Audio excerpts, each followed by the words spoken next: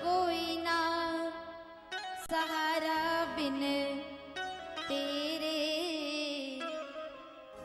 गुरुदेव सावरिया में। गुरु बिनु भव निधि तरे ना कोई जो विरंची, गुरु गोविंद दो खड़े काके लागू। राजा परीक्षित बैठ गए चरणों में। गुरुदेव मैं तो अभागा हूं, अब जरा मैं ध्यान चाहूंगी। बिल्कुल ये जो प्रसंग अब थोड़ा सा 10-15 मिनट का एक ऐसा कि एकदम ध्यान आपका मंच पर रहे और बहुत सावधानी के साथ सुने। आप सावधान। आप जब किसी आपके मन में एक सवाल उठा होगा, सवाल बाद में बताऊंगी, पहले जवाब दे देती हूँ। जब आप किसी सुनार की दुकान पर कोई महंगा सामान लेकर आते हैं तो वो आपको सामान हाथ में देते ही क्या कहता है? भैया सावधानी से ले जाना। कोई भी कीमती चीज हो, छोटे से बच्चे को 100 रुपए देने हो, बाजार से सामान मंगवाया तो माँ क्या कहती है? बेटा सावधानी से जाजे, सावधानी से जाना। क्यों? सामान बहुत महंगा है, कहीं ये खो ना दे। शब्दों पर ध्यान रहे आपका। सामान बहुत महंगा है, कहीं ये खो ना दे। मैं भी निवेदन करना चाहूंगी, मेरा सावधान आपके उसी सवाल का जवाब है।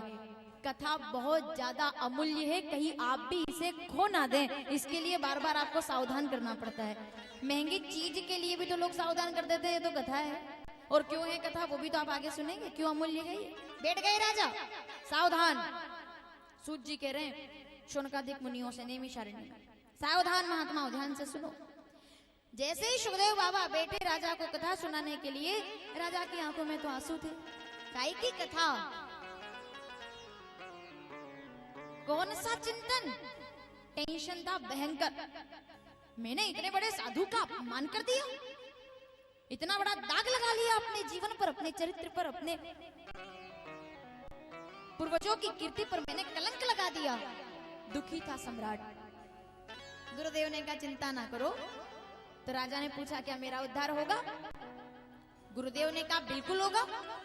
राजन चिंता ना करो, अब मैं तुम्हें वो अमूल्य वस्तु प्रदान करने जा रहा हूं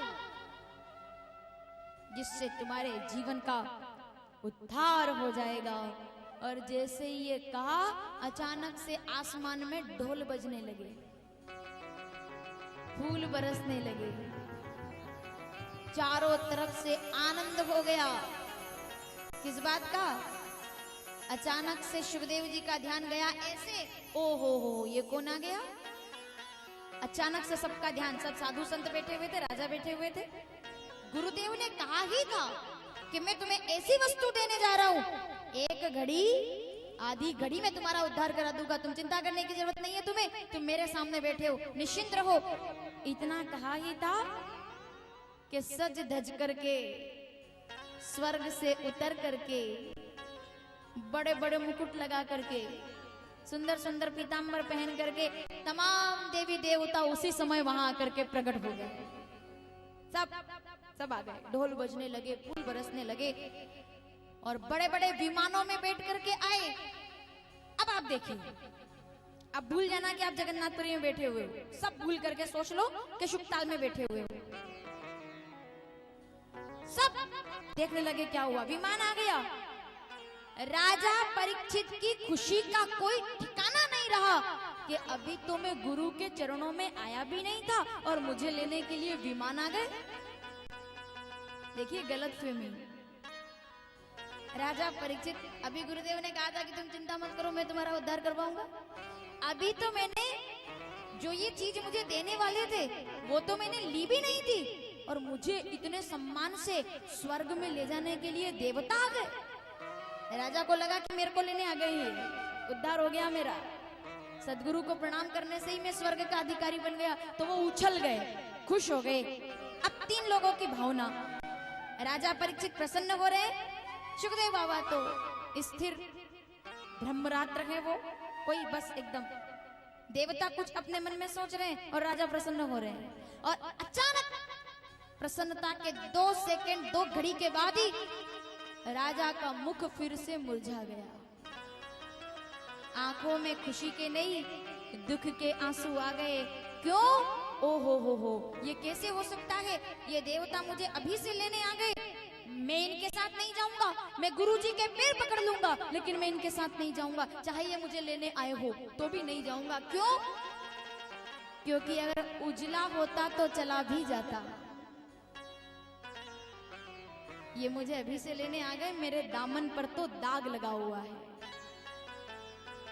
मेरे दामन पर दाग लगा हुआ है। मैं कैसे अपने पूर्वजों के सामने जा सकता हूँ? वहाँ भगवान भी होंगे। मैं कैसे नजरें मिला सकता हूँ? वहाँ तो सब होंगे। मेरे दादा परदादा सब बैठे होंगे स्वर्ग में। तो उनके सामने जाऊंगा तो नजर कैसे मिलाऊंगा? दुखी हो गए। ये दाग जब तक ना मिट जाए तब तक मैं नहीं जाने वाला।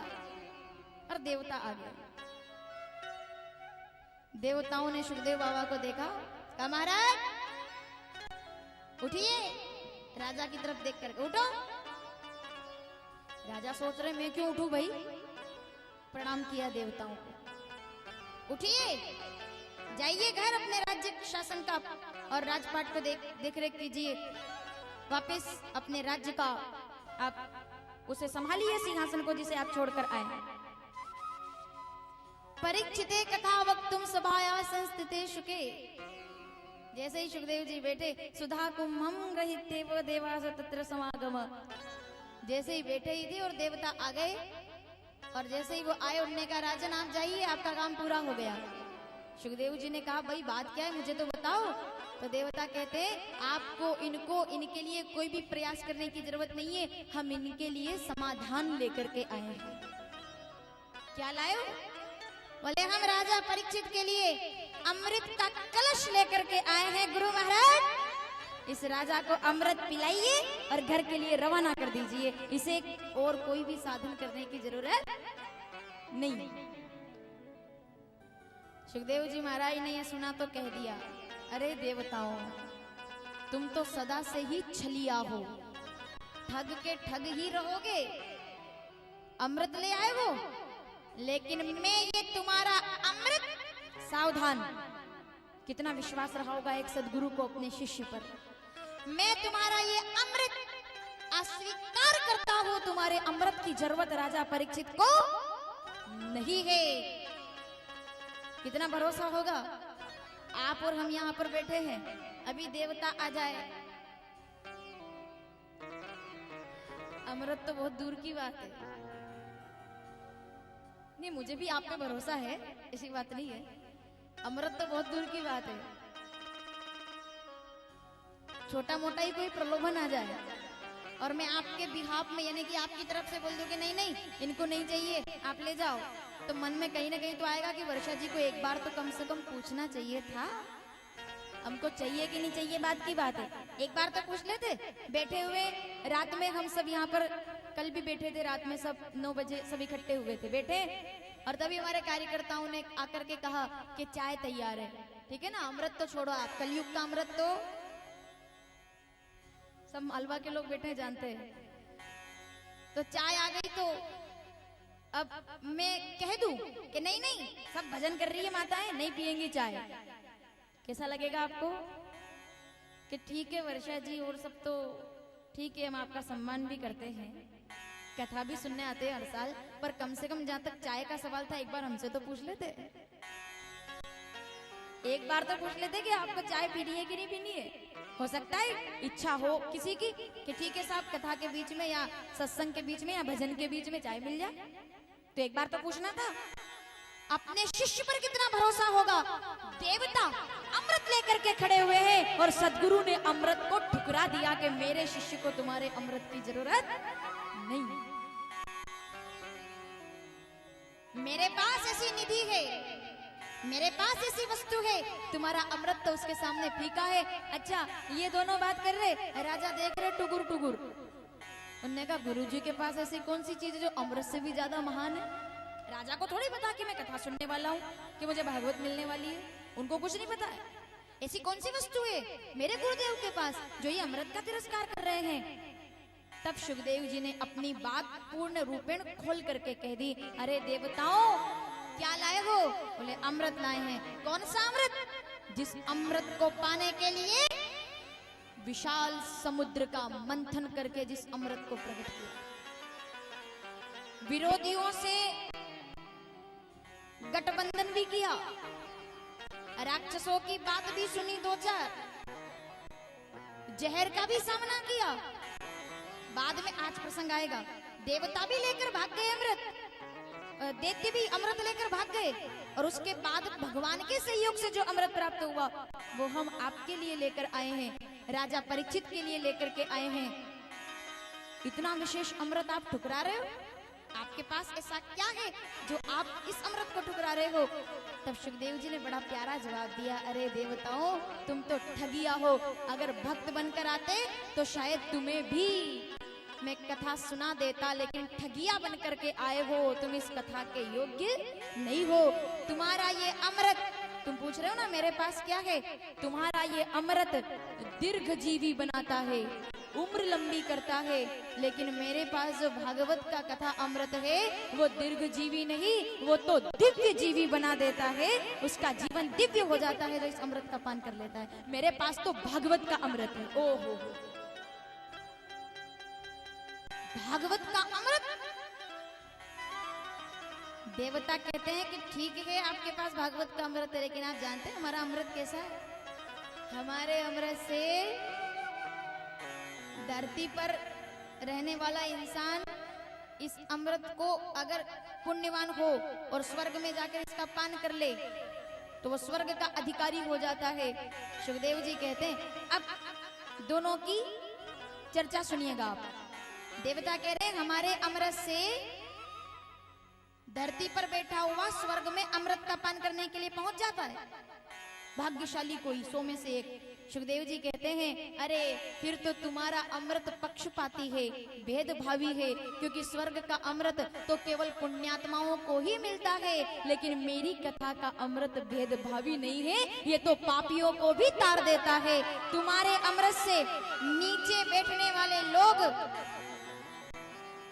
स्वर्ग तक तो पहुंचते हैं, लेकिन वापस पुण्य खत्म होने पर वापस धरती पर गिर जाते हैं। लेकिन ये कथा, ये तो ऊपर से नीचे लेकर नहीं आती, ये कथा तो नीचे से भी हमें उच्च मार्ग पर लेकर के जाती है। ये मेरा दिव्य अमृत है, ये भव्य नहीं है, ये दिव्य है। देवता कहते हैं हमारे अमृत को पान करने वाला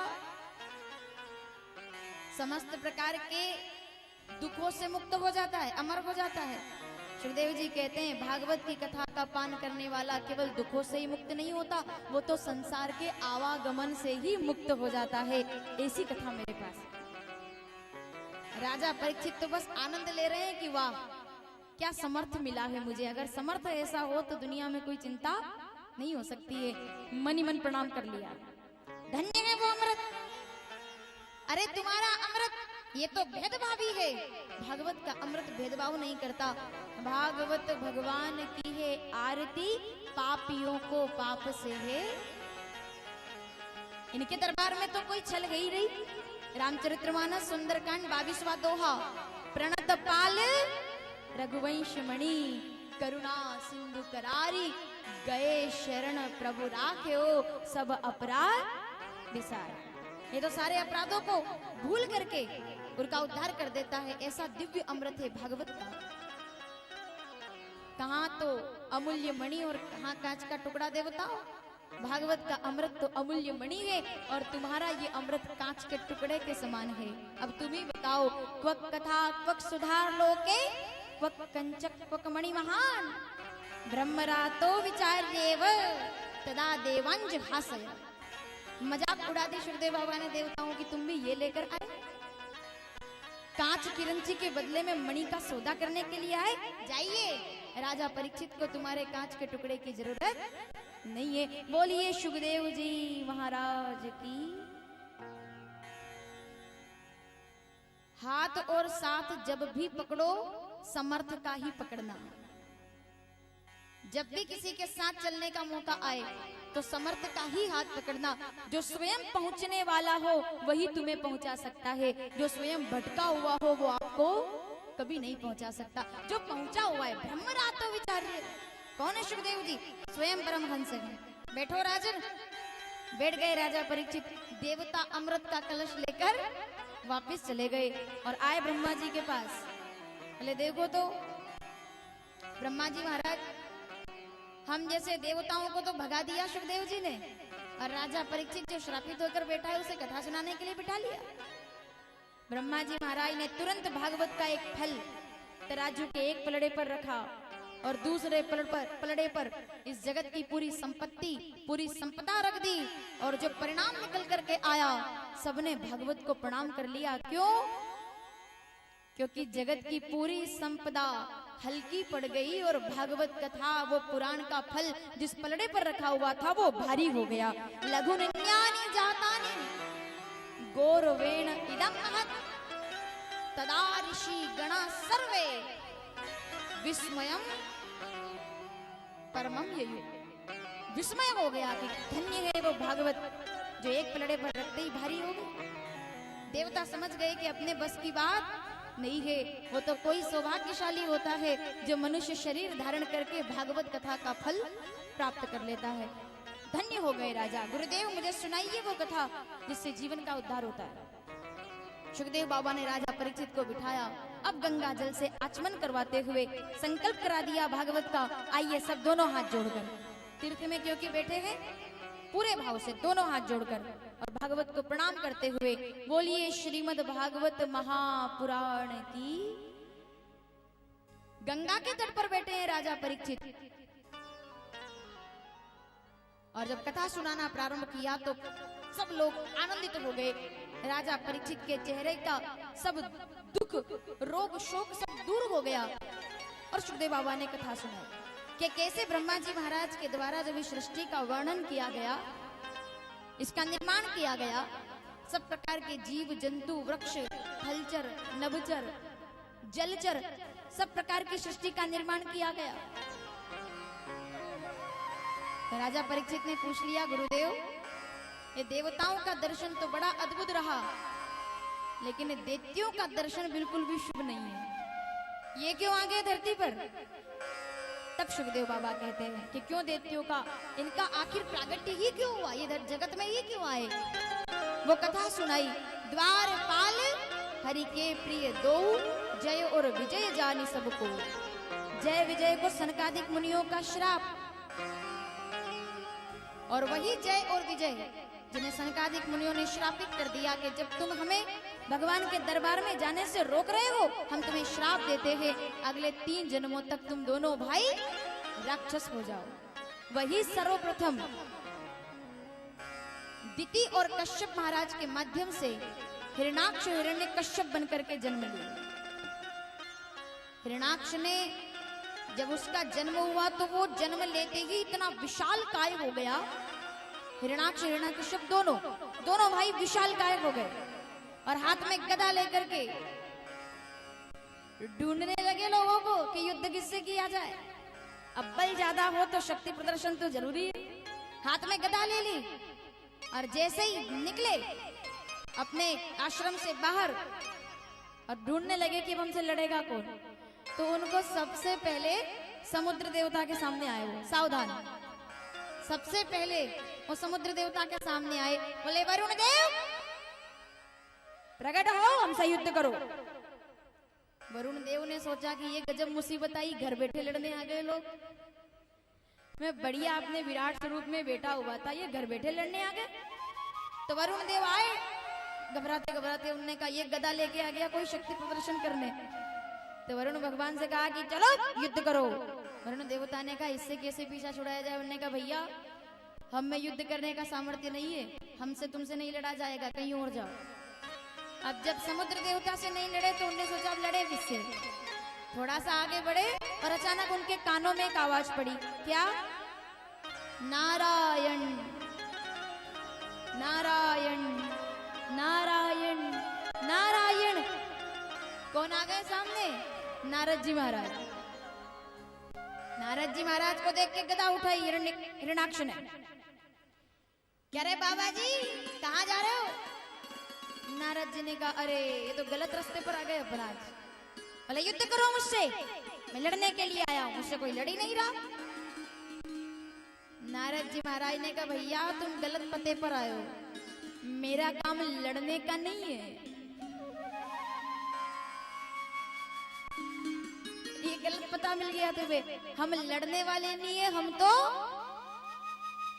युद्ध करते थोड़ी, हम तो युद्ध करवाते हैं। हमारा काम लड़ने का नहीं है, हमारा काम तो लड़वाने का है। गलत आ गए तो हिरण्याक्ष ने कहा देखो नारद जी महाराज, जब से जन्म लिया है मुझसे कोई लड़ाई नहीं, अब कोई नहीं लड़े तो मेरा तो भोजन ना पचे।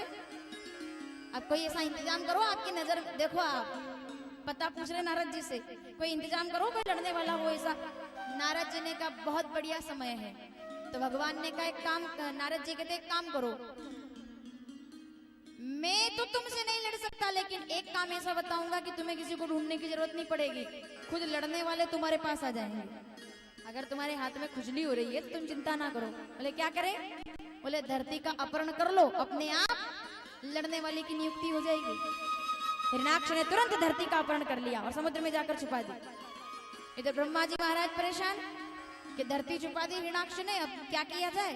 वो चिंतित थे और तभी उनको छींक आई और उनकी नासिका के माध्यम से साक्षात श्री नारायण भगवान वराह स्वरूप में प्रकट हो गए। बोलिए वराह भगवान, वराह भगवान प्रकट। ब्रह्मा जी महाराज के देखते ही देखते उन्होंने विशाल विराट रूप धारण किया।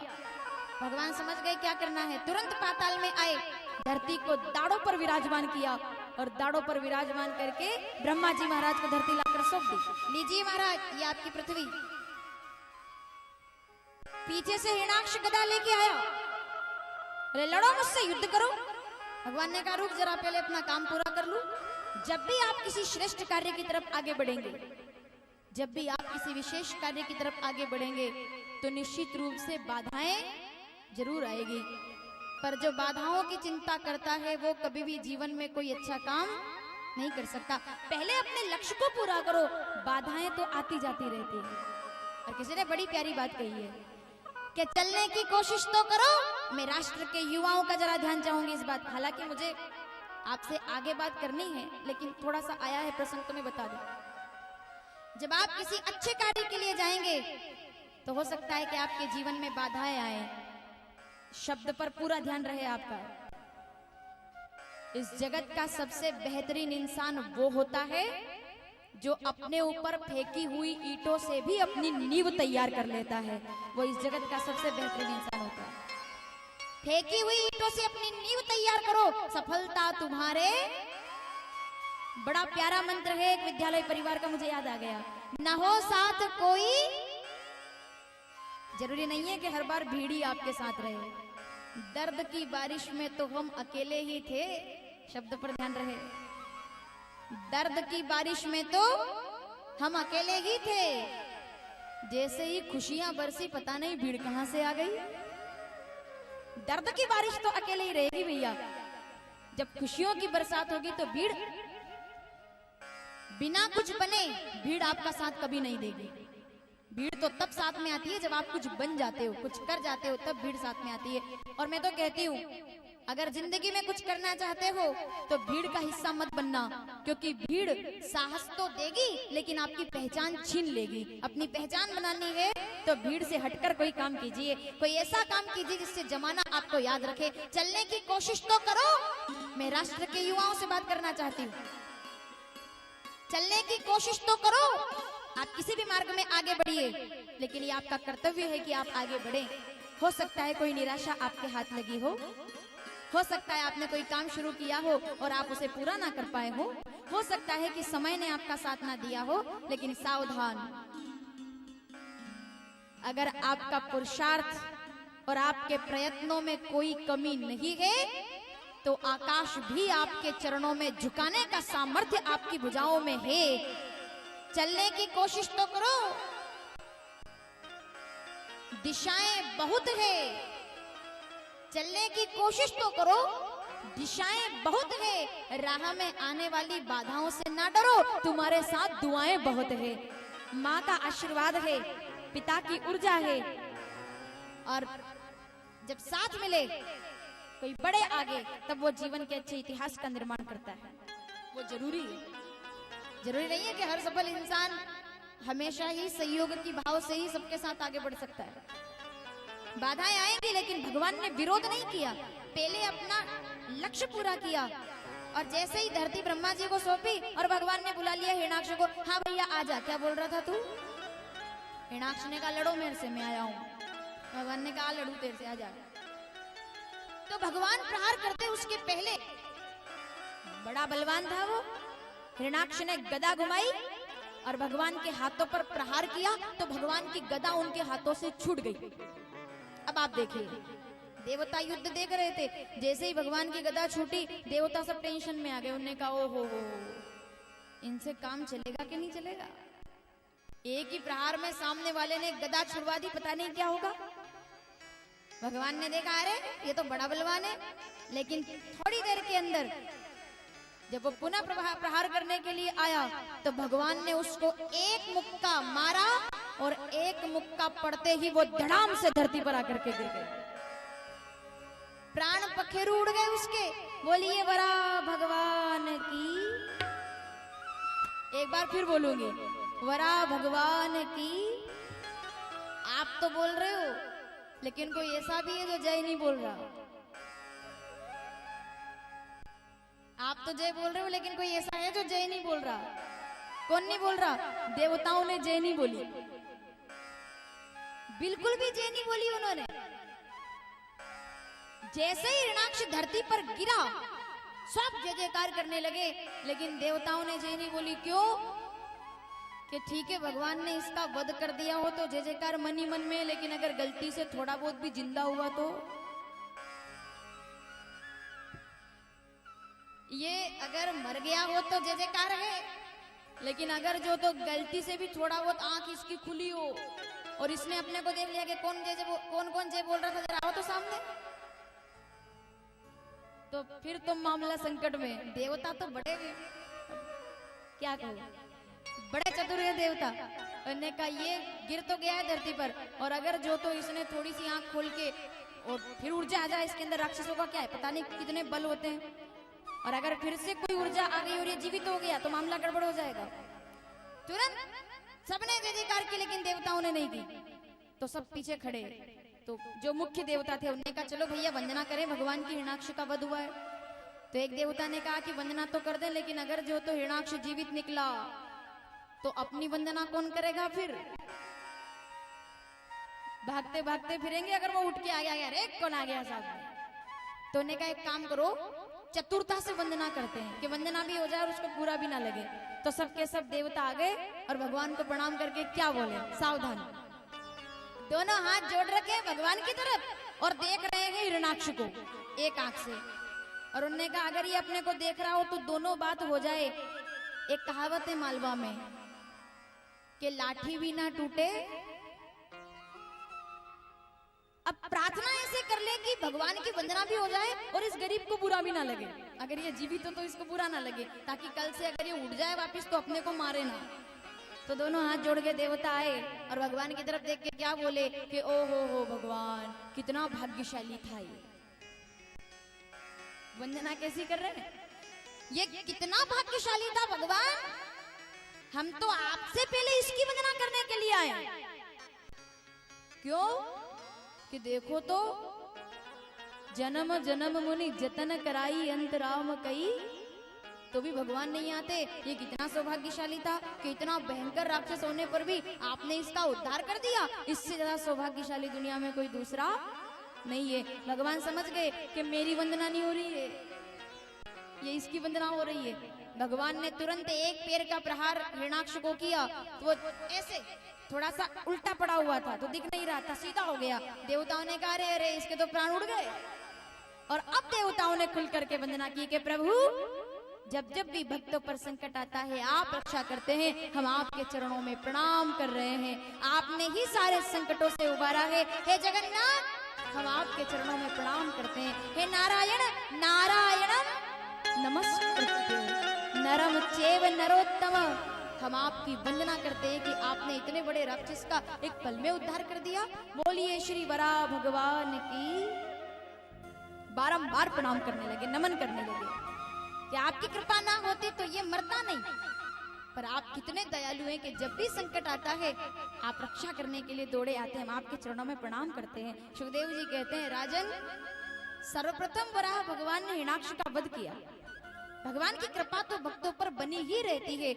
जब जब भी संकट आया भगवान रक्षा करने के लिए आए। तृतीय स्कंद में कपिल भगवान के अवतार की कथा का श्रवण कराया गया। चतुर्थ स्कंद में दक्ष और बाबा भोलेनाथ के बीच में मनोमालिन्य की कथा का श्रवण कराया गया। ध्रुव की कथा का श्रवण कराया गया। पंचम स्कंद में पुरंजन की कथा का श्रवण कराया गया। षष्ठम स्कंद में अजामिल की कथा का श्रवण कराया है बाबा ने। सप्तम स्कंद में प्रहलाद की कथा आई है। हमने कई बार प्रहलाद का प्रसंग बहुत विस्तार से सुना है, उस प्रसंग को सुनाया गया। जब जब भी भक्तों पर संकट आया भगवान रक्षा करने के लिए आए, चाहे वो प्रहलाद हो, चाहे वो ध्रुव हो, चाहे वो कोई भी भक्त हो, जब जब भी संकट आया है परमात्मा ने रक्षा की है। और हमें तो पूरा भरोसा है कि जैसे देवताओं की रक्षा की है भगवान भक्तों की रक्षा के लिए भी जरूर आएगा। आइए भाव के साथ, मुझे पूरा विश्वास है, पूरा भरोसा है। राजा परीक्षित ने हाथ जोड़ दिए कि जो भगवान सबकी रक्षा करने आया है वो मेरी रक्षा भी जरूर करेगा। मुझे पूरा है विश्वास सावरिया आएगा। मुझे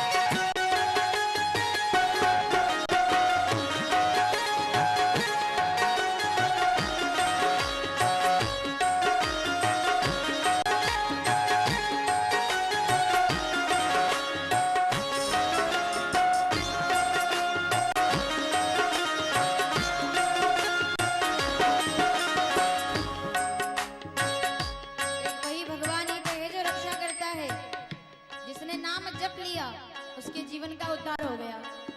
मैं तो जपू सदा तेरा नाम दयालु दया करो, मैं तो जपू सदा तेरा नाम दयालु दया करो, मैं तो जपू सदा तेरा नाम दयालु दया करो, मैं तो जपू सदा तेरा नाम दयालु दया करो, दयालु दया करो, दयालु दया करो, कृपालु कृपा करो,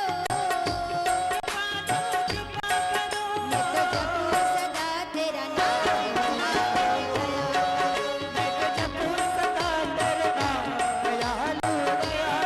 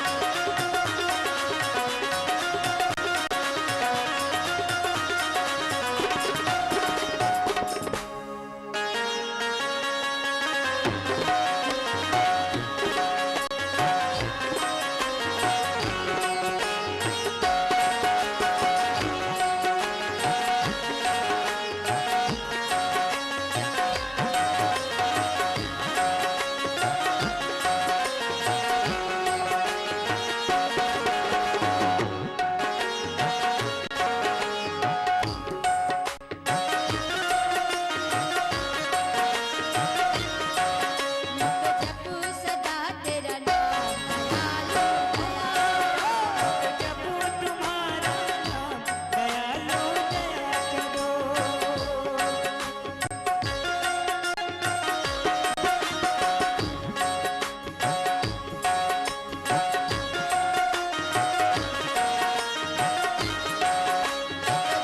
सदा तेरा नाम दयालु दया करो, जपू तुम्हारा नाम दयालु दया करो,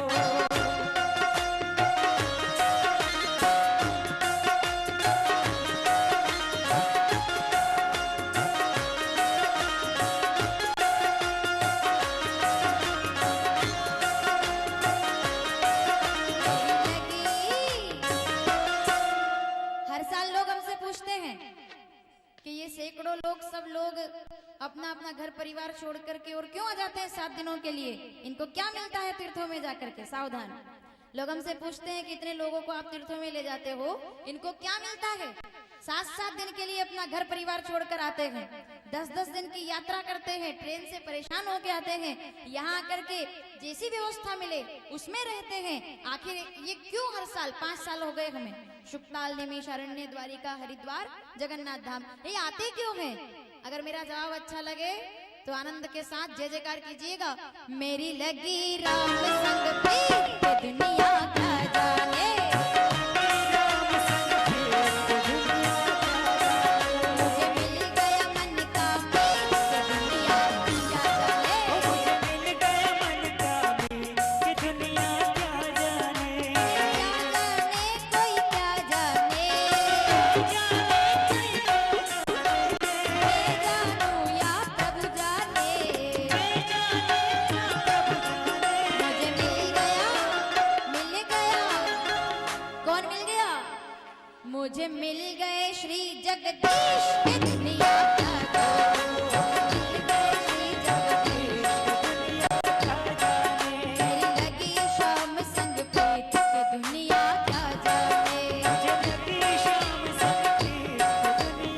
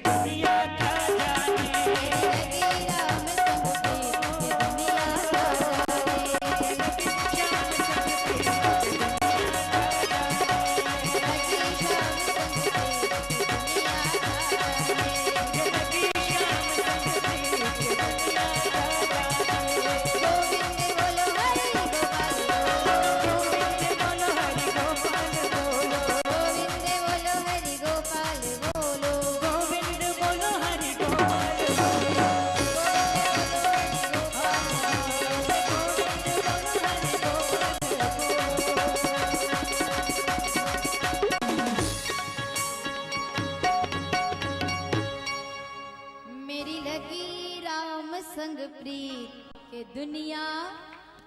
जो आनंद राम जी के चरणों में है वो आनंद दुनिया में कहीं भी नहीं है। यही आनंद तो प्रहलाद ने प्राप्त किया सप्तम स्कंद में।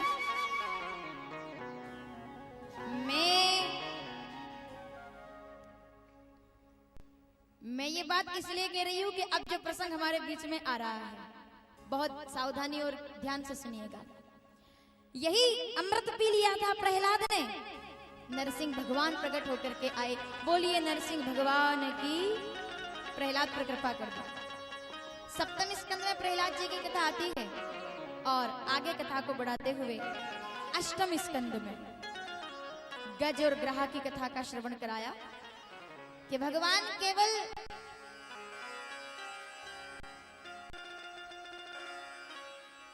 मनुष्य के लिए, साधु के लिए, भक्त के लिए, संत के लिए ही नहीं आते, एक हाथी भी जब उन्हें पुकार लगाता है तो भी भगवान दौड़े चले आते हैं और मगर की गर्दन काट करके हाथी के प्राणों को संकट से बचा लेते हैं। विश्वास होना चाहिए, भरोसा होना चाहिए। गजग्रहा की कथा का श्रवण कराते हुए जब भक्त पर कृपा की बात बताई तो कथा को आगे बढ़ाया। अब अष्टम स्कंद की वो कथा आ रही है जो हम सभी के लिए बहुत महत्वपूर्ण है। दुर्वासा मुनि ने एक बार देवराज इंद्र का बड़ा स्वागत किया। सावधान, अब आपका ध्यान यहीं रहे। और एक माला देवराज इंद्र के गले में पहना दी। ऐरावत पर बैठे हुए थे और इस प्रकार की शोभा को धारण किए हुए थे। इंद्र ने अपने गले से वो माला उतारी और जिस हाथी पर वो बैठे थे उस हाथी की सूंड में पहना दी। उसने उस माला को कुचल दिया और दुर्वासा ने उसी समय महात्मा ने श्राप दे दिया, देवराज तुम्हें अपने पद का बहुत अहंकार है, मैं श्राप देता हूं तुम श्रीहीन हो जाओ। देवराज इंद्र श्रीहीन हो गए। जैसे ही दैत्यों को पता चला तो असुर राज बलि और सब दैत्यों को लेकर के सबने स्वर्ग पर आक्रमण कर दिया। जैसे ही आक्रमण हुआ सब देवता जानते थे कि हम श्रीहीन हो गए हैं, सब भागे। और जब वो भागे इधर उधर तो सीधे दौड़ करके आए गुरु बृहस्पति जी के पास। अब क्या करें? बृहस्पति जी कहते हैं मेरे बस की बात नहीं है इस बार, चलो भोलेनाथ के पास। भोलेनाथ से पूछा अब क्या किया जाए? भोलेनाथ कहते हैं मैं तो खुद अपना भजन कर रहा हूँ भैया, मैं तुम्हें क्या बताऊं। ब्रह्मा जी से पूछा कहाँ जाए? बोले मेरे पास मत आओ, वहां जाओ जहाँ सबकी समस्याओं का इलाज होता है, नारायण भगवान के पास। बोलिए नारायण भगवान की। सात देवता नारायण भगवान के चरणों में आ गए, प्रभु कृपा कृपा कृपा, हमारी श्री चली गई, हम दुर्बल हो गए हैं, क्या किया जाए? भगवान ने कहा मंथन कीजिए, समुद्र का मंथन कीजिए। समुद्र का मंथन? बोले हाँ। मंथन से क्या होता है? सावधान, मंथन से क्या होता है? बोले मंथन करोगे तो अमृत निकलेगा। अपन भी तो 5 साल से मंथन ही कर रहे हैं, जहां तहां जरूरत मिली हमने मंथन ही तो किया। 5 साल से मंथन कर रहे हैं हम, हमारा पूरा जय गणेश परिवार और आप सब लोग, सब तो जुड़े हैं इसमें। शुक्ताल से अंतर इतना है कि देवताओं का मंथन समुद्र से शुरू हुआ और हमारा अमृत मंथन गंगा से प्रारंभ हुआ, शुक्ताल की गंगा से प्रारंभ हुआ। अंतर इतना है कि देवताओं का प्रारंभ समुद्र से हुआ, हमारा प्रारंभ गंगा से हुआ। गंग सकल मुद मंगल मूला, सब सुख करनी हरनी सब सूला। मंथन कीजिए, बिना मंथन के अमृत नहीं निकलेगा। फिर चाहे वो समुद्र में हो, समाज में हो, परिवार में हो या घर में हो, मंथन बहुत जरूरी है। दूध केवल एक दिन तक अच्छा रहता है, दूसरे दिन फिर वो खराब होने लग जाता है। उससे जब छाछ बनती है तो वो भी शायद 3-4 दिन में खराब हो जाती होगी, है ना? ठीक है। दही बनता है वो भी 5-6 दिन में खराब हो जाता है। लेकिन उसी दूध दही से जब मक्खन निकलता है और उस मक्खन से बना हुआ घी जितना ज्यादा पुराना होता है वो उतना ही ज्यादा अच्छा माना जाता है। घी कभी पुराना नहीं होता क्योंकि वो मंथन से निकला है। जो विचार राष्ट्र, समाज, परिवार हित में लोगों के मंथन से निकलते हैं वो घी की तरह शुद्ध होते हैं, वो कभी भी बेकार नहीं जाता। घी बेकार नहीं जाता, मंथन से निकला है घी। अमृत, अमृत प्रकट कीजिए। देवता ने कहा बिल्कुल, अभी हम समुद्र देवता के सामने प्रार्थना करते हैं वो अमृत दे देंगे। ऐसे ही मिल जाता है क्या अमृत?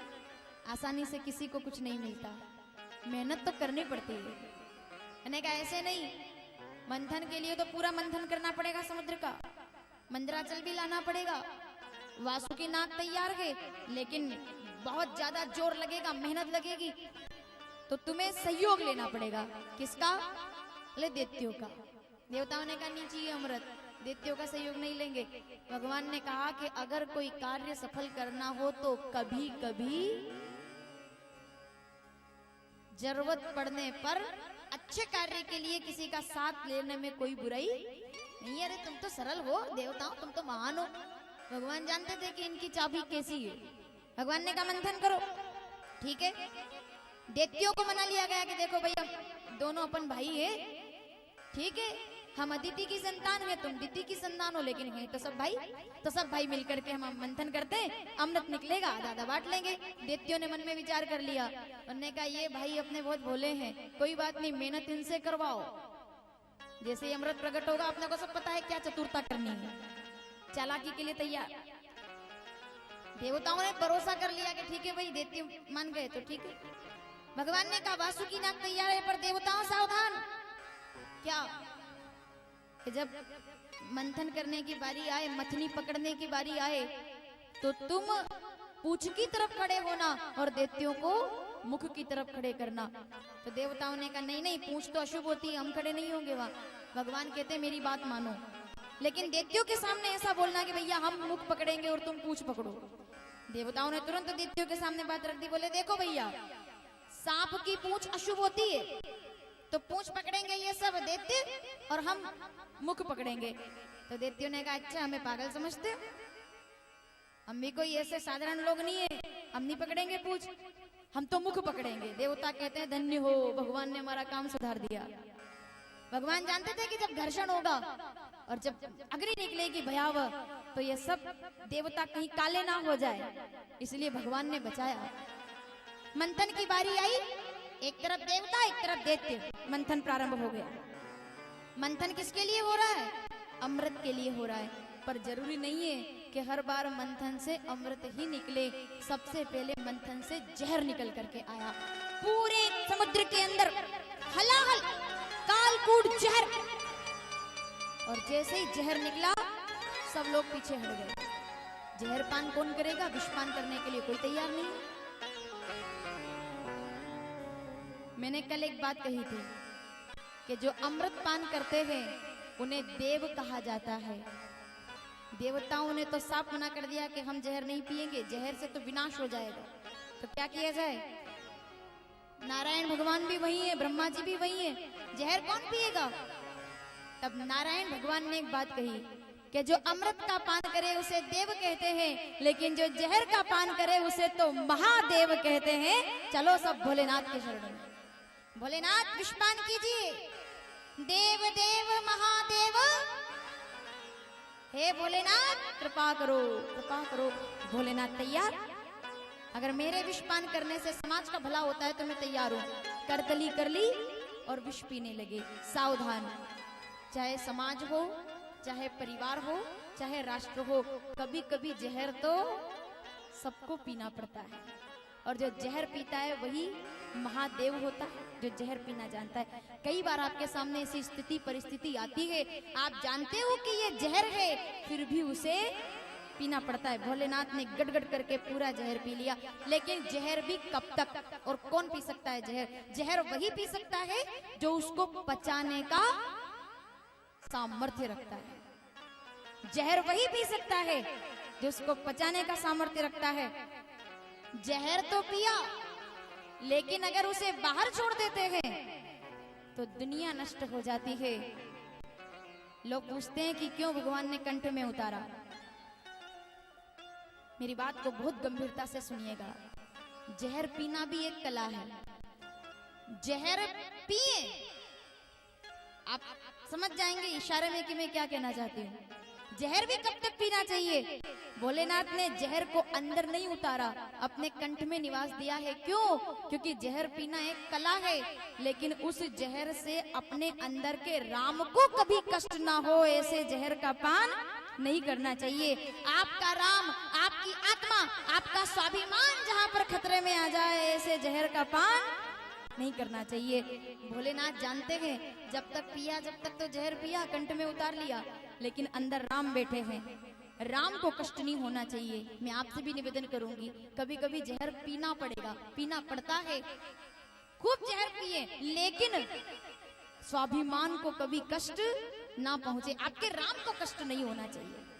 इतिहास गवाह है इस बात का कि जब जब भी जहर कंठ से नीचे उतरा तो भोलेनाथ हैं वो, अगर राम को कष्ट हुआ तो फिर तीसरा नेत्र खोलने में ज्यादा देर, वही भोलेनाथ जहर भी पीते हैं और समय आ जाए तो वही भोलेनाथ तीसरा नेत्र खोल करके भस्म भी कर सकते हैं। जब जब भी जहर पिया गया, बैठे थे भगवान। अब मैं नहीं बताऊंगी किसकी बात हो रही है। जहर भी कब तक पिए? जब तक स्वाभिमान को ठेस ना पहुंचे। मैं नहीं बताऊंगी क्या बात चल रही है, आप खुद उस प्रसंग तक पहुंचिएगा। बैठे हैं भगवान, 3 दिन पूरे हो गए हाथ जोड़ करके, अब रास्ता मिलेगा।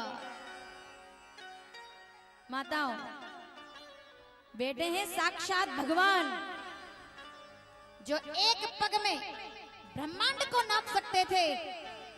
पता चला है कि समुद्र पार करना पड़ेगा, तो बैठ गए 3 दिन के लिए।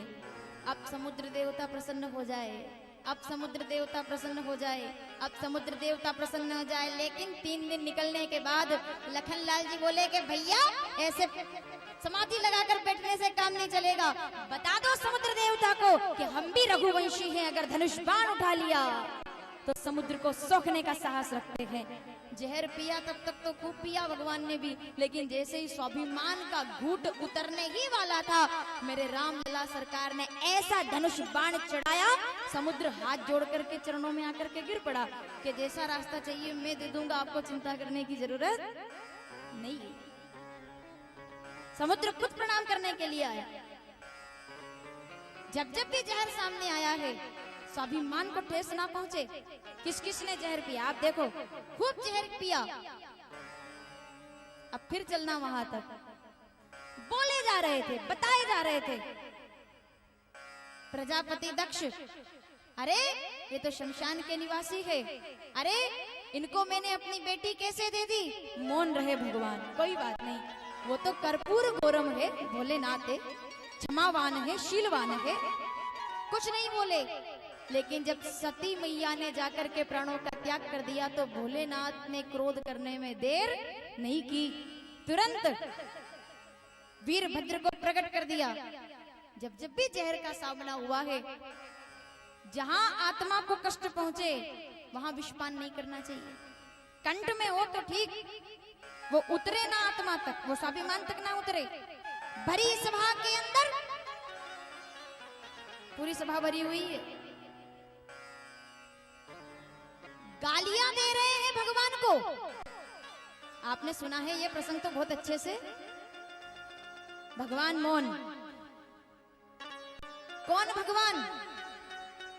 मामा ने केवल इतना कह दिया था कि कैसे है तुम्हारे ब्रजवासी, इतने में तो दौड़ करके आए और कंस का वध कर दिया था। वही भगवान सभा के अंदर बैठे हैं, गालियां दे रहा है। कौन? शिशुपाल भगवान को गालियां दे रहा है। भगवान ने भी कोई कम जहर के घूंट नहीं पिए हैं। एक बात और बता दूं, बड़ा मुश्किल काम है भाई, जहर पीना कोई मामूली बात नहीं है। जब तक पिया जाए तब तक तो खूब पियो, लेकिन अपने तीसरे नेत्र को खोलने में भी कभी कभी देर। मैं ये नहीं कह रही हूं कि आप लड़ने के लिए तैयार हो जाएं, लेकिन यहां भगवान ने कह दिया था, वचन दे दिया था बुआ को कि आप चिंता ना करें, मैं शिशुपाल का कुछ नहीं बिगाड़ूंगा, लेकिन जहां 99 गलतियां पूरी के बाद इंतजार भी नहीं करूंगा। 99 गालियां पूरी ही हुई थी भरी सभा के अंदर।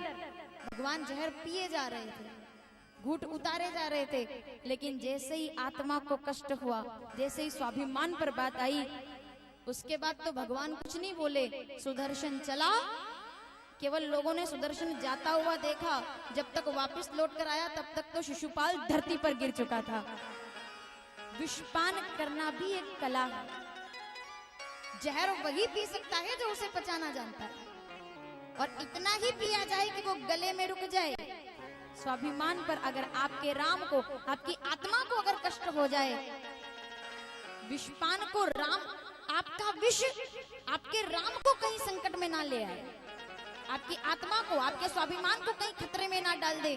भोलेनाथ ने ऐसे विषपान किया। बोलिए शंकर भगवान की। विषपान कर गए भोलेनाथ। सब परेशान थे, कोई जहर नहीं पीने वाला, लेकिन भोलेनाथ ने विषपान किया। सुखदेव बाबा कहते हैं, राजन सब फिर से सुखी हो गए, समुद्र मंथन फिर से शुरू हो गया। निकालना चाहते थे अमृत, जहर निकल आया, लेकिन फिर भी अपने प्रयास बंद नहीं किए। जानते हैं जहर को भी स्वीकार कर लिया क्योंकि अमृत निकलेगा, कभी तो अमृत निकलेगा, कभी तो अमृत निकलेगा, अभी नहीं तो बाद में तो अमृत निकलेगा। 14 रत्न निकले, सबको अपने अपने अनुसार वो रत्न बांट दिए गए। लक्ष्मी जी नारायण जी की हो गई, कामधेनु संतों को मिल गई, उच्च श्रवा असुर राज बलि को दे दिया गया, एरावत स्वर्ग को दे दिया गया, देवराज इंद्र को कल्पवृक्ष देवराज इंद्र को दे दिया गया। 14 रत्न निकले, सबको बराबर बांट दिए गए। और तभी जैसे ही धन्वंतरी हाथों में अमृत का कलश लेकर के प्रकट हुए, उनने आने में देर कर दी, लेकिन दैत्यों ने हाथ में से छुड़ाने में देर नहीं की, भागे सब लेकर के और घबराए, अरे ले गए ले गए ले गए, दैत्य ले गए। देवता परेशान, दैत्य भागे पर देवता नहीं भागे। क्यों? भगवान कहते हैं कि चिंता ना करो, तुम मेरे चरणों में हो ना, जब तक मेरे चरणों में कोई बैठा है उसकी गई हुई सिद्धि भी मैं उसे वापस ला करके दे देता हूं। जो मेरे चरणों से दूर हो गया वो कुछ भी प्राप्त कर ले तो भी अधूरा ही रहेगा, लेकिन जो मेरे चरणों में बैठा है उसका सब कुछ लूट जाए तो भी मैं उसे कभी दरिद्र नहीं होने देता। तुम चिंता ना करो। भगवान मोहिनी स्वरूप में आ गए, मोहिनी अवतार हो गया भगवान का। दैत्य अमृत का कलश लेकर भाग रहे थे, भागते हुए देखा भगवान बीच में आए, मोहिनी स्वरूप में देखा, सब दैत्य एकदम मोहित हो गए भगवान को देखकर। कौन हो देवी, कहां से आई हो, अकेले यहाँ कहाँ घूम रही हो? मोहिनी कहती है भगवान नारायण कि तुम कौन हो जो मैं तुम्हें अपना परिचय दूं? दैत्य कहते हैं कि बात तो सही है, लेकिन हम भी कोई ऐसे वैसे नहीं है, और सबसे बड़ी बात आप जानती नहीं है, हम अमृत लेकर के आए हैं, अमृत का कलश है हमारे पास। और मोहिनी स्वरूप में जब भगवान आए हैं उनसे निवेदन किया कि जो अमृत हम लेकर आए हैं, अगर आपके हाथों से ये अमृत पान करने का अवसर मिल जाए तो इससे बड़ा सौभाग्य कोई नहीं होगा। भगवान जानते थे कि मैं चाहूं तो अभी अमृत का कलश ले लूं, लेकिन पहले परीक्षा तो करूं। तो कहा कि तुम कोई मूर्ख हो, पागल हो जो ऐसी बातें कर रहे हो? इतनी मुश्किल से तुमको अमृत मिला, वो तुम मुझे दे देना चाहते हो? तुम मुझे जानते नहीं, मेरा पता ठिकाना तुम्हें पता नहीं है और मुझे दे रहे हो? दैत्यों ने कहा कि देवी आप, वैसे तो आपकी बात सही है, पर आपने ये बात करके और दिल जीत लिया, अब तो आपके ही हाथों से हम अमृत पान करेंगे। भगवान मोहिनी के स्वरूप में श्री नारायण भगवान ने अमृत कलश हाथों में लिया और दैत्यों से कहा कि एक काम करते हैं, इस अमृत में जो ऊपर पानी पानी है ना, ये तुम्हारे भाइयों को पिला देते हैं, देवताओं को, और जो नीचे का गाढ़ा गाढ़ा अमृत है वो मैं तुमको पिला दूंगी, तुम चिंता ना करो। लाइन बना करके बिठा दिया गया। भगवान के द्वारा देवताओं को अमृत पान कराया गया और दैत्यों को केवल मीठा पानी पिलाया गया। उन दैत्यों में से एक दैत्य समझ गया कुछ गड़बड़ है, वो चंद्रमा और सूर्य देवता के बीच में आकर बैठा, और जैसे ही उसने अमृत पान किया, इधर दोनों बोले कि प्रभु गड़बड़ है। भगवान ने चक्र चलाया, उसकी गर्दन कट गई, लेकिन अमृत पान कर चुका था तो राहु और केतु के रूप में विभाजित हो गया। कितना दिव्य अमृत रहा होगा, इतनी मुश्किल से प्राप्त किया। अब देवताओं ने अमृत पान कर लिया, अब वो युद्ध के लिए तैयार, लेकिन अमृत पान करने के बावजूद भी देवता हार गए असुरराज बलि से। और बलि ने किया बहुत बड़ा यज्ञ। माता अदिति कह रही है कश्यप जी से कि देखो मेरे बेटे इधर उधर भाग रहे हैं, घूम रहे हैं, अब इनके लिए वापस स्वर्ग की व्यवस्था कौन करेगा? तब उनके गर्भ से वामन भगवान प्रकट होकर के आए। बोलिए वामन भगवान की। इतना बड़ा अमृत पान किया फिर भी हार गए, श्रीहीन हो गए, क्योंकि दैत्यों को ब्राह्मणों का आशीर्वाद मिल गया था, और जहां ब्राह्मणों का आशीर्वाद मिल जाए फिर वहां भगवान भी सामने नहीं आते। खुद वामन भगवान को अवतार लेकर आना पड़ा, मैं तुम्हारी चिंता दूर करूंगा। आएंगे बलि के दरबार में, और कथा आप सब जानते हैं, 3 पग भूमि का दान मांगा, और 3 पगों में, एक पग में पूरी पृथ्वी को नाप लिया, दूसरे पग में ब्रह्मांड को नाप लिया। ये कथा में इस कि बहुत बड़ा सवाल अभी टीवी मीडिया के माध्यम से हमारे सामने आता है कि बड़े से बड़े नदी का जल तो फिर भी कहीं ना कहीं खराब हो जाता है, लेकिन इस भारत में एक ऐसी नदी है जिस नदी का जल कभी भी खराब नहीं होता है। आखिर ऐसा क्या रहस्य है अगर ये मेरी बात वहां तक पहुंच रही हो तो जरा सावधानी से सुनेंगे। ऐसा क्या रहस्य है कि गंगा जल कभी भी खराब नहीं होता? इस दुनिया में जितनी भी नदियां हैं सबका जल खराब होता है, लेकिन गंगा का नहीं होता। गंगा का प्रागट्य कैसे हुआ? जब वामन भगवान ने दूसरे पग को उठाकर, एक पग तो चला गया पाताल में और दूसरा पग जब ऊपर उठाया तो भू भुव स्वः सत जन तप, आखिरी लोक तक भी वो अंगूठा पार कर गया और ब्रह्मांड की कटार में जाकर के वो नाखून लगा, ब्रह्मांड फूटा और ब्रह्मांड के बाहर से एक दिव्य धारा ब्रह्मांड के अंदर प्रवेश करके आ गई। वो दिव्य धारा सप्तऋषि मंडल ध्रुव लोक से उतरती हुई जब नीचे आ रही थी, ब्रह्मा जी ने अपना कमंडल लगा दिया। उसने भगवान के चरणों को धोया उस धारा ने, और ब्रह्मा जी ने उसे अपने कमंडल में समाहित कर लिया। जैसे ही कमंडल में धारा आई और वहीं से वो स्वर्ग में उतरी, जिसके लिए अखंड तपस्या की है भागीरथ जी महाराज ने, और वो धारा जो ब्रह्मांड के पार से आई थी, वही धारा भागीरथ जी के माध्यम से गोमुखी से होती हुई गंधमादन पर्वत के माध्यम से भारत के कोने कोने में उन राज्यों को पवित्र करने के लिए दौड़ती हुई चली आई। आज भी गंगा का जल भारत के कितने लोगों को पवित्र कर रहा है? जरा मेरे साथ जय जयकार करेंगे, गंगा मैया की हर हर गंगे। वो जल इसलिए खराब नहीं होता क्योंकि वो भगवान का चरणामृत है। वो इस ब्रह्मांड का जल नहीं है, वो इस ब्रह्मांड से पार का जल है। अगर ब्रह्मांड का जल होता तो शायद खराब भी हो जाता, लेकिन वो तो चरणामृत है। और इसका प्रमाण राम कथा में मिला कि जब केवट ने भगवान के चरण धोकर के नाव में बिठाया तो गंगा मैया नाव में कूदने लगी कि ये मेरे कैसे भगवान, जो एक पग में ब्रह्मांड को नाप कर आए हैं, वो केवट से निहोरा कर रहे। तब वो जल नदी की कुछ बूंदे नाव में गिरी भगवान का वो अंगूठा देखने के लिए, जिसके कारण वो धरती पर आई है, जिसकी वजह से वो ब्रह्मांड के बाहर से ब्रह्मांड में आई है। और गोस्वामी जी ने क्या कहा? पद नक देखी देव सरी हर्षी। अरे ये तो वही अंगूठा है, ये तो वही चरण है जिसके कारण मैं धरती पर आई हूँ। प्रणाम कर लिया, नमन कर लिया। वही गंगा मैया आज भी हमारे, आप उत्तर प्रदेश, बिहार, जहां जहां तक वो गंगा वहां से चली और विभिन्न राज्यों को पवित्र करती हुई गंगा सागर में आकर के विलीन हो गई। यहाँ से ज्यादा दूर नहीं है, गंगा सागर में आकर विलीन हो गई। इसलिए कहते हैं सारे तीर्थ बार बार और गंगा सागर। अब हम में से कई लोग वहां जाना भी चाहते हैं, लेकिन दूरी बहुत ज्यादा है और समय सबके पास केवल एक दिन का ही है। तो इसलिए आइए वहां जाए कि नहीं जाए वो बात की बात है, कम से कम दोनों हाथ जोड़कर यहाँ से गंगा सागर को प्रणाम कर लिया जाए। बोलिए गंगा सागर तीर्थ की। वही गंगा की धारा गंगा सागर में जाकर के मिल गई।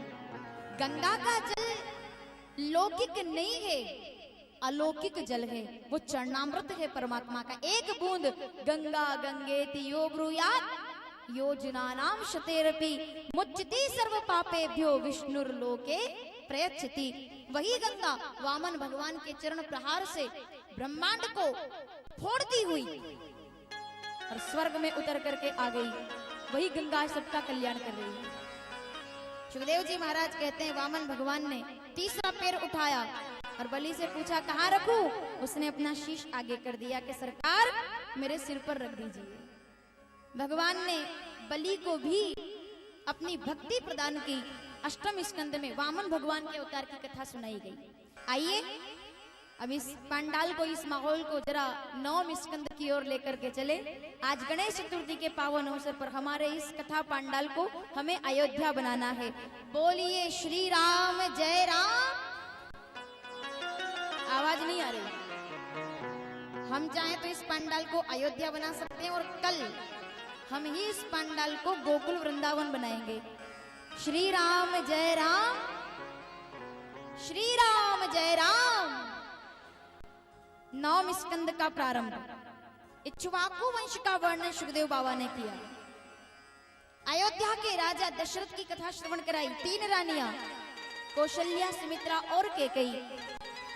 और जब गुरु वशिष्ठ जी के सामने जाकर के अपनी विडंबना बताई कि मेरे घर बेटा नहीं है, तब गुरुदेव ने कहा कि यज्ञ कीजिए। जब यज्ञ करवाया तो भक्ति के साथ राजा दशरथ ने आहुतियां दी। और गोस्वामी जी क्या कहते हैं?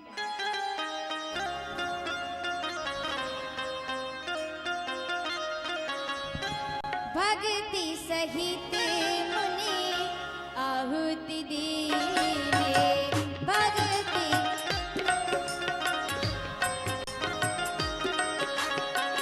प्रगटे अग्नि चारु करने। राम सिया राम सिया राम सिया राम जय। श्री राम जय राम जय जय राम। श्री राम जय राम जय जय राम।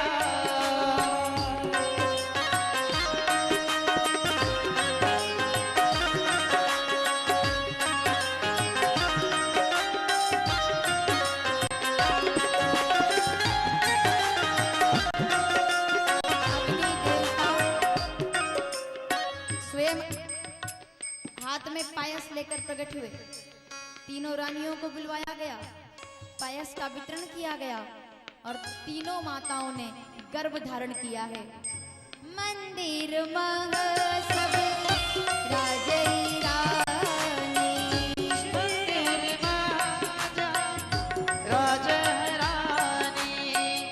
शोभाशील तेज की खानी।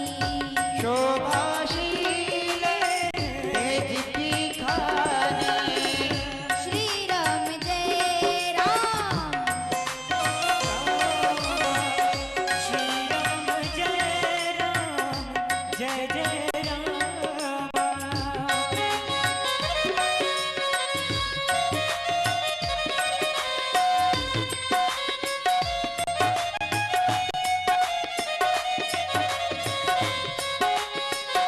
क्या मांगा है?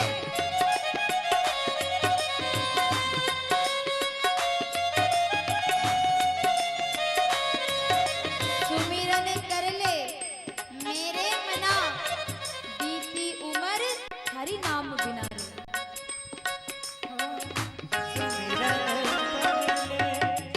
मेरे मना तेरी बीती उम्र हरे नाम बिना। सुमिरन कर ले मेरे मना तेरी बीती उम्र हरे नाम बिना।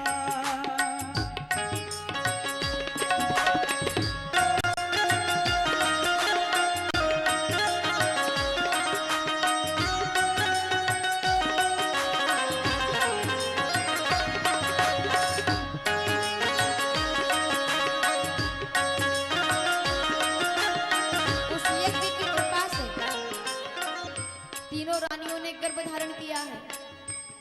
शुक्ल पक्ष मधुमास और तिथियां जब बीती तो वो पवित्र तिथि आई जिस पर गोस्वामी जी ने प्रणाम कर लिया। नवमी तिथि मधु मास पुनीता, मास पुनीता। शुक्ल पक्ष अभिजित हरि प्रीता। शुक्ल पक्ष अभिजित हरि प्रीता। राम सिया राम सिया सिया राम। राम सिया राम।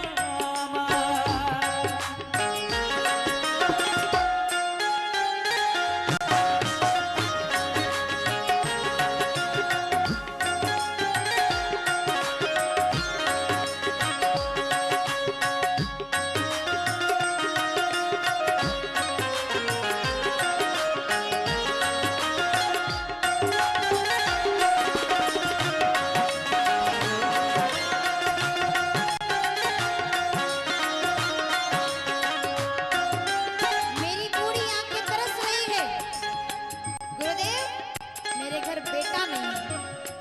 ये आंगन बरसों से सूना है, इस घर में कोई फूल नहीं खिला, इस घर में कोई पुत्र का रुदन नहीं सुना किसी ने। मेरी आंखें तरस गई हैं। जब तीनों रानियों ने गर्भ धारण किया, राजा दशरथ के आनंद का कोई ठिकाना नहीं रहा, सब प्रसन्न हो गए। सुखदेव बाबा कहते हैं, राजन, पूरी धरती आलोकित हो गई भगवान के उस प्रकाश से जो अयोध्या के राजमहल से निकल रहा है। भगवान अवतार लेने वाले हैं। हिरणाक्ष हिरण्यकश्यप का वध किया है वराह भगवान ने, नरसिंह भगवान ने, और वही त्रेता युग में रावण और कुंभकर्ण बनकर के आए हैं, दोनों भाई। उनके संताप से पृथ्वी परेशान हो गई है। सब देवता आए भगवान से प्रार्थना करने, प्रभु अवतार लीजिए, संग गोतनुधारी भूमि विचारी परम विकल भय शोका, हमारी रक्षा कीजिए। भगवान अपने स्वरूप में प्रकट होकर देवताओं के सामने बोले कि अब तुम्हें चिंता की जरूरत नहीं है, मैं धरती पर अवतार लेने वाला हूँ। राजा दशरथ कौशल्या के आंगन में लीला करने वाला हूँ। सब प्रसन्न हो गए, इंतजार कर रहे हैं। सबके मन में अपार हर्ष, अब भगवान आएंगे, हमारे संकट हरेंगे।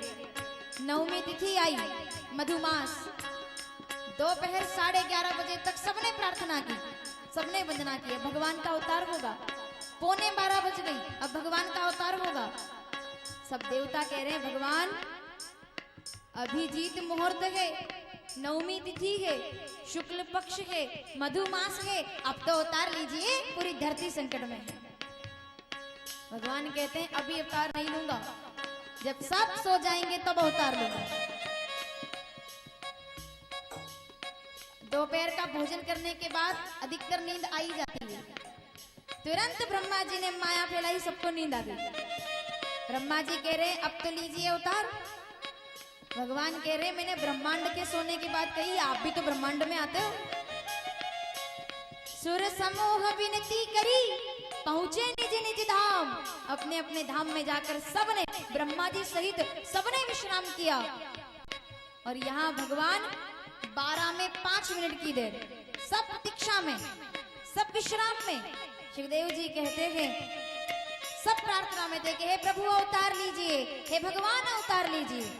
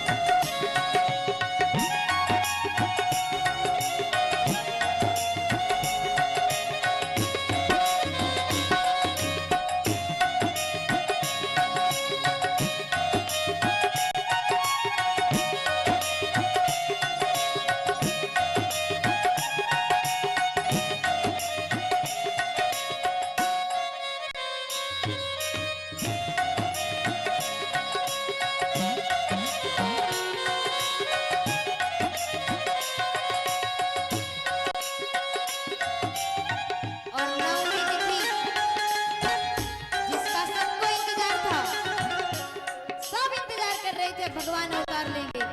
और ठीक मध्याह्न 12 बजे अयोध्या के राजमहल में माता कौशल्या अपने इष्ट रंगनाथ देव की प्रार्थना कर रही है। और ठीक 12 बजे अभिजीत मुहूर्त में भगवान के उस विग्रह से एक परम प्रकाश का प्रागट्य हो गया। बोलिए नारायण भगवान की, चतुर्भुजनाथ भगवान की। माँ कौशल्या ने हाथ जोड़ लिए, भगवान ने बाल स्वरूप धारण किया। भय प्रगट कृपाला दीन दयाला, मुनि मनहारी अद्भुत रूप, भूषण वनमाला, धन्य है वो माँ, ऐसा स्वरूप देखा। भूषण वनमाला, नयन विशाला, शोभा सिंधु, कह दुई कर जोरी, स्तुति तोरी। आप तो विराट है, आपका स्वरूप विराट है, मैं छोटे छोटे हाथों से आपकी वंदना कैसे कर सकते हैं। बालक हो जाइए सरकार, सुनी वचन सुजाना, रोदन ठाना, हुई बालक सुर भूपा, बधाई हो श्री राम जन्म की, लल्ला की।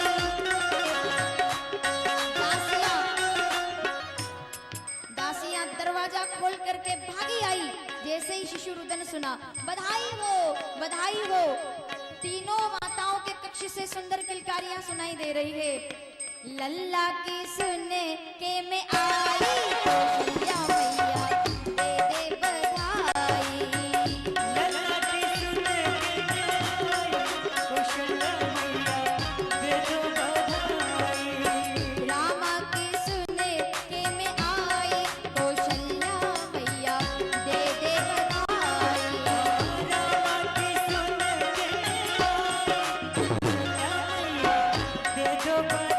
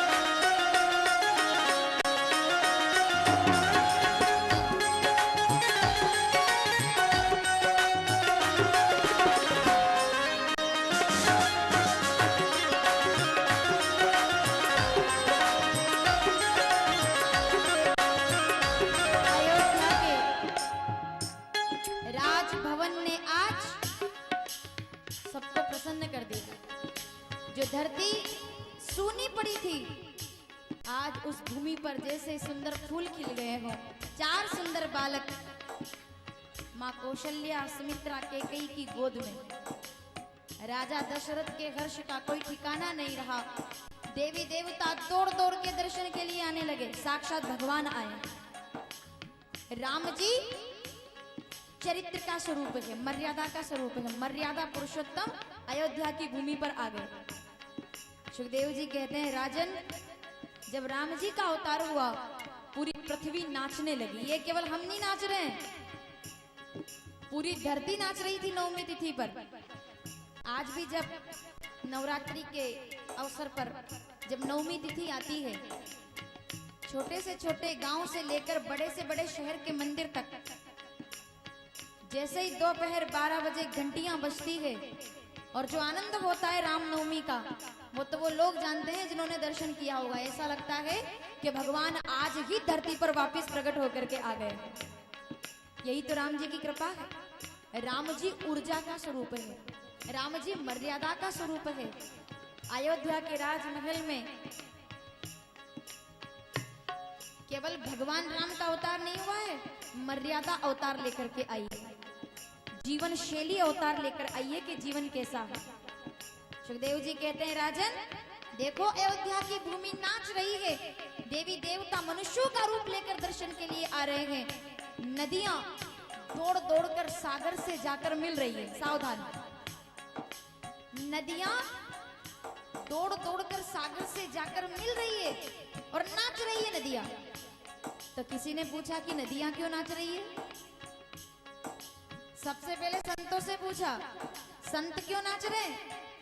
संत कहते हैं कि हम इसलिए नाच रहे हैं क्योंकि भगवान का अवतार संतों के लिए ही तो हुआ है।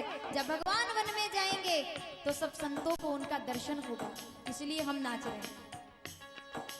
अब नदियां नाचने लगी तो नदियों, यहाँ जगन्नाथ धाम के अंदर समुद्र में नदियां नाचने लगी, अलग ही दिखने लगी नदियां समुद्र के बीच में नाचती हुई। किसी ने पूछा कि नदियां क्यों नाच रही है? नदियों ने बड़ा प्यारा जवाब दिया, अरे राम जी के अवतार लेने से हमारा बहुत बड़ा काम पूरा हो गया। क्या? कि नदियां निकलती है पर्वतों से, पर्वत की पुत्री कहलाती है नदियां, बेटियां पर्वत की। नदियां झूम उठी कि अब हमें अपने पिता से मिलने का मौका मिल जाएगा। लोग कह रहे हैं कि भगवान के अवतार लेने से तुम्हें अपने पिता से मिलने का मौका कैसे मिल जाएगा? तो नदियां क्या कहती है कि जब भगवान का अवतार हुआ है, जब वनवास होगा, सीता हरण होगा, और जब सीता जी लंका में होंगी ना, तो भगवान को लंका तक पहुंचने के लिए पुल बनाने की जरूरत पड़ेगी। और भगवान केवल पत्थरों से तो पुलियां बनाएंगे नहीं, बड़े बड़े पहाड़ों को, पर्वतों को भी समुद्र में लाकर रखना पड़ेगा। वैसे तो नदियां एक बार विदा होने के बाद कभी पिता से नहीं मिल पाती, लेकिन राम जी की कृपा से हम नहीं जा सकते तो क्या हुआ, हमारे पिता पर्वत के स्वरूप में तो हमसे मिलने के लिए आएंगे, इसलिए हम प्रसन्न हो रही है। नदियां नाच रही है, पहाड़ों में से मणियां उछल उछल कर बाहर गिर रही है, समुद्र मोती बाहर फेंक रहे हैं। क्यों? लल्ला की सुने के में आए, लल्ला की सुन के मैं आई, कौशल्या मैया दे दो बधाई।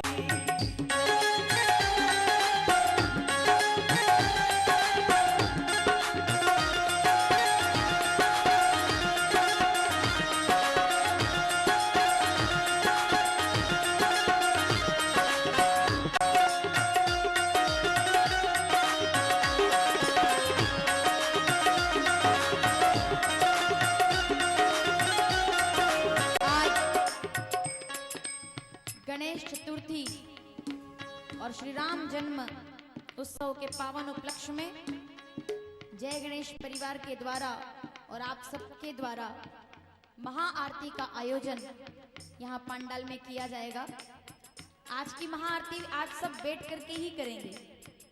जब आपके हाथ में दीपक आएंगे तो आप वो दीपक, जब यहाँ से आपको कहा जाए तब केवल हाथ ऊपर दीपक उठा करके आपको आरती करनी है, बहुत सावधानी और आनंद के साथ। उस महाआरती का उद्देश्य ये है केवल कि आज की महाआरती के माध्यम से हम पूरे राष्ट्र का, पूरे देश का और पूरे विश्व के कल्याण के भाव से आज की महाआरती को यहाँ पर संपन्न कराएंगे।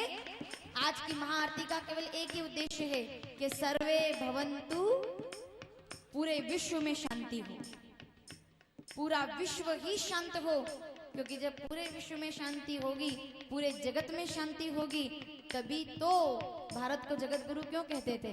इसलिए तो कहते थे कि वो सबको मार्ग प्रदर्शन करता था, मार्ग प्रशस्त करता था हमारा देश। तो इस राष्ट्र के इस भागवत कथा के मंच के माध्यम से हम एक ही प्रार्थना करेंगे, सर्वे भवन्तु और सर्वे सन्तु, सर्वे भद्राणि पश्यन्तु मां कश्चित् दुःख भाग भवेत। सब सुखी रहे, सब आनंदित रहे, सब निरोगी रहे, सब अपने जीवन में अपने अपने स्तर पर आनंद की प्राप्ति करें। लल्ला की सुन के मैं आई, कौशल्या मैया दे दे बधाई। लल्ला की सुन के मैं आई, कौशल्या मैया दे दो बधाई।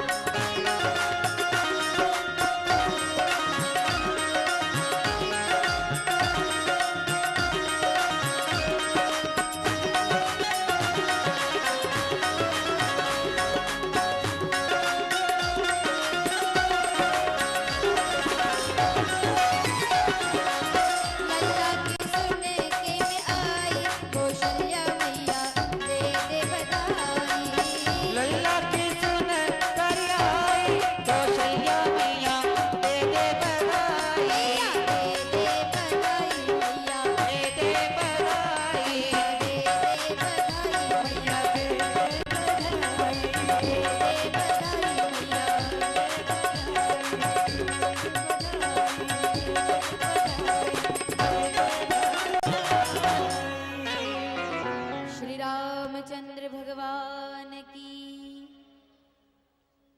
नवमी तिथि मधुमास पुनीता, शुक्ल पक्ष अभिजीत हरि प्रीता, मध्य दिवस अति शीत न धामा। सब तरफ आनंद है, ठंडी ठंडी हवाएं बहने लगी, नदियां नाचने लगी, समुद्र अपनी मणियों को मोतियों को उछाल उछाल कर बाहर गिराने लगे। सब प्रसन्न हो गए। कौन आया है?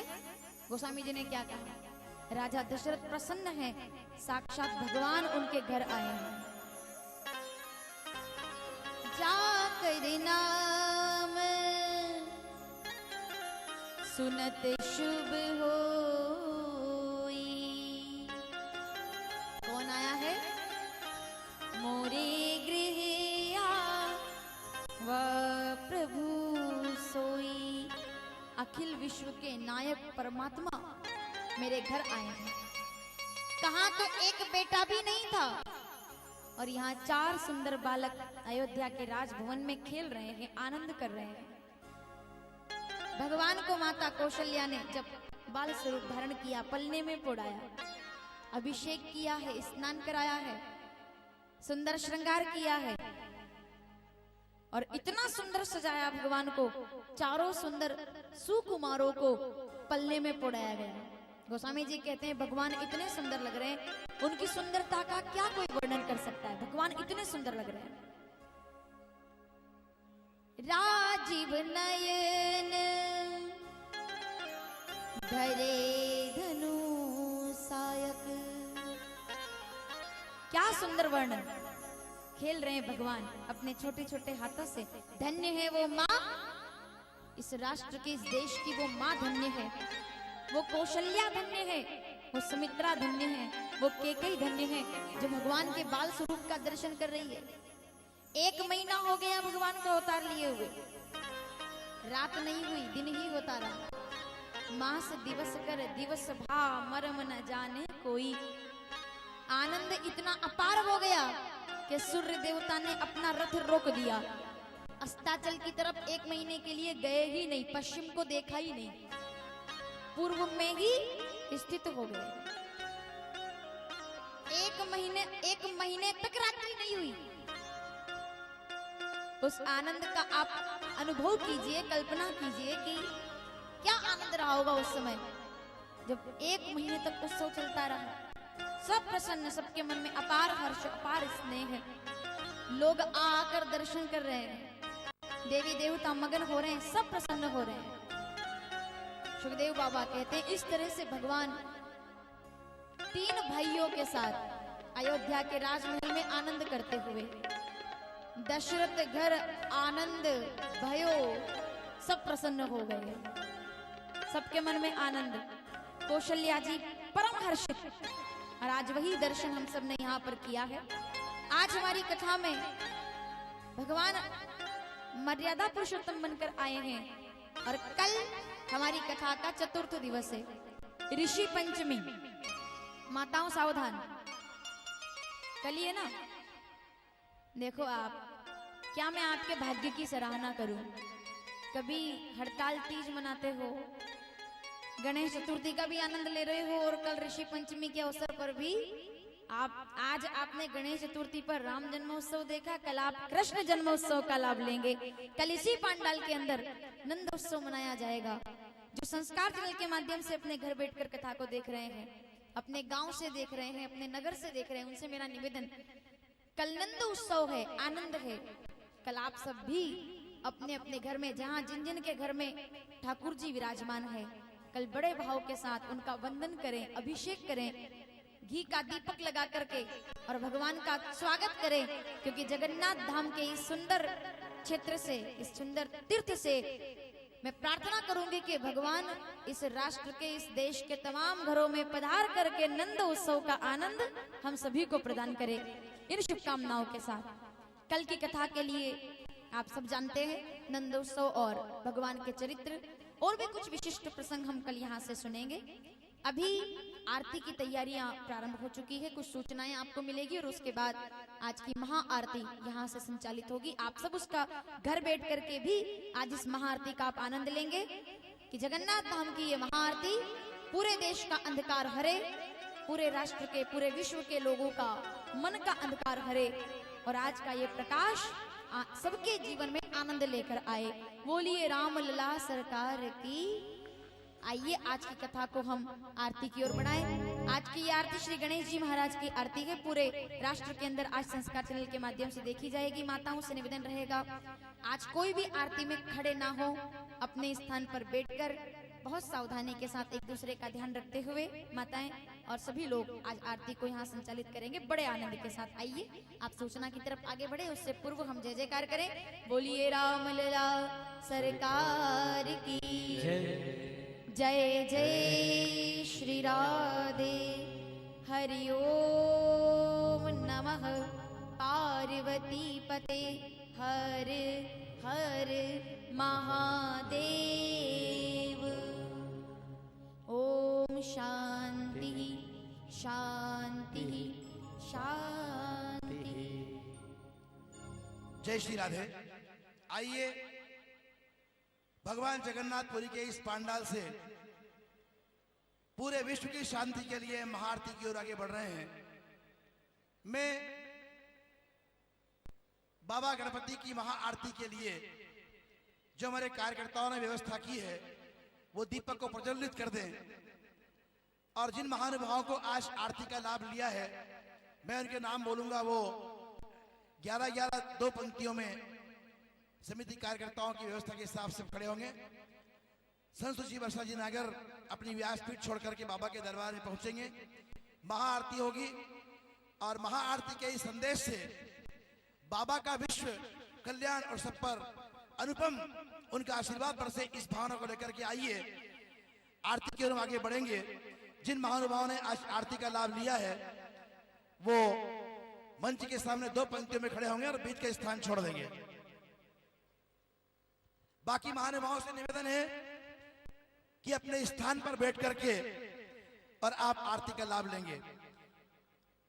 जिनका नाम पुकार रहा हूं वो दो पंक्तियों में इधर मंच के पास आ जाएंगे और बाकी सब महानुभावों से प्रार्थना है कि आरती का लाभ सबको मिलेगा, रोज मिलेगा, लेकिन आज जिनने विशेष रूप में लाभ लिया है जय गणेश परिवार के लोग आदरणीय रूप सिंह जी साहब, विजय सिंह जी साहब, श्यामगढ़ सेठे जी साहब, राम निवास जी लाइनमैन साहब, पंकज भाई, रामचंद्र भाई, प्रकाश जी बैरागी, आदरणीय बाबू सिंह जी साहब, आदरणीय भरत जी शर्मा साहब, मुकेश जी तिवारी साहब, आदरणीय दरबार सिंह जी साहब, मेहरबान सिंह जी साहब, ओम प्रकाश व्यास जी, वल्लभ भाई, राजेंद्र जी भट्ट साहब जी, साथ ही नारायण सिंह जी साहब, कुलवेश चंद्रागढ़ साहब, टोमन भाई और राजीव नागर जी। आप तुरंत दो पंक्तियों के माध्यम से आप खड़े हो जाएं। शेष आरती के लिए रोज हमारी व्यवस्था है, बाकी लोग अपने स्थान पर बैठे बैठे आरती करेंगे। कोई भी स्थान पर खड़े ना हो। मैं व्यासपीठ से आग्रह करता हूं कि वे मंच से उतर करके बाबा के दरबार में पहुंचे ताकि हम लोग एक मंत्र के साथ आरती का लाभ ले सके। आइए सभी अपनी अपनी आरती जला लीजिए और हम आरती की ओर बढ़ेंगे। लाइट और पंखे कुछ समय के लिए आप लोग बंद कर दें। इसी में हमारे कार्यकर्ताओं से निवेदन करूंगा। साथ ही बहुत प्रेम के साथ आप लाभ लेंगे। जो लोग बच्चे हैं क्रम से उनकी आरती का लाभ कल दिया जाएगा। आइए हम चलते हैं आरती की ओर। जिनके नाम मैंने बोले हैं वो पंक्ति से अपने स्थान पर खड़े हो जाएंगे अपनी आरती जला करके। बहुत प्रेम के साथ आप लोग इसका लाभ लेंगे। आइए जगन्नाथपुरी के इस पावन धाम से जय गणेश।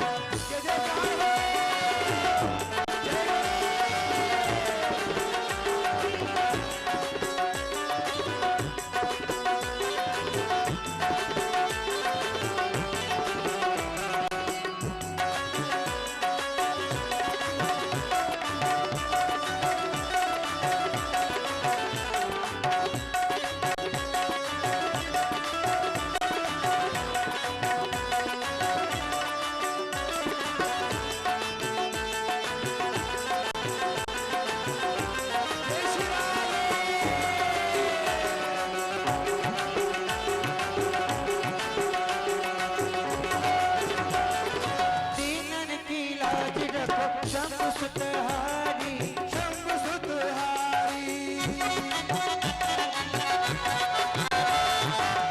दीनन की लाज रखो शंभु सुतहारी शंभु सुतहारी शंभु सुतहारी कामना को पूरी करो जाओ बलिहारी जाओ बलिहारी जाओ बलिहारी हे देवा कृपा करो हे देवा कृपा करो कष्ट हरो मेरा जय गणेश देवा जय गणेश जय गणेश जय गणेश देवा माता जाति पार्वती पिता महादेवा जय गणेश देवा जय गणेश देवा जय गणेश देवा जय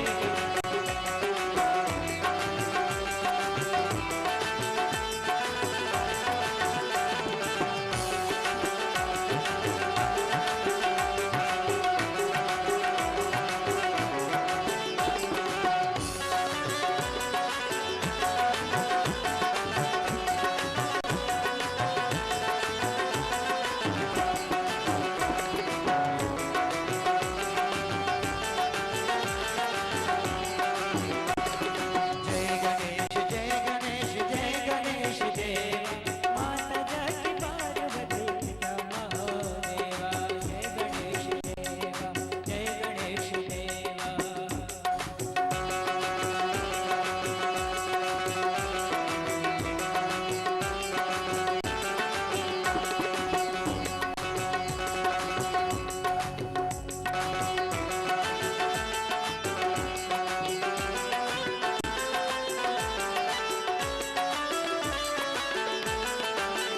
गणेश जय गणेश जय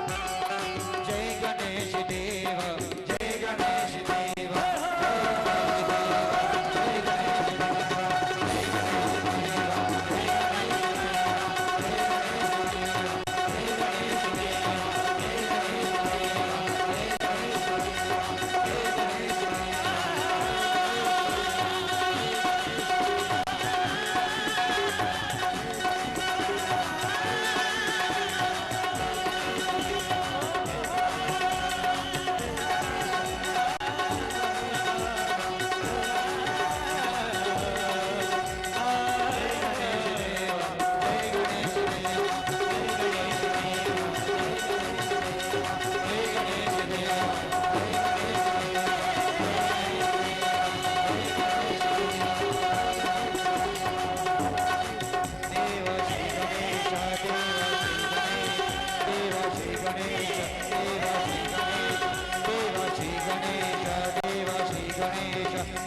जय गणेश देवा जय गणेश देवा गणेश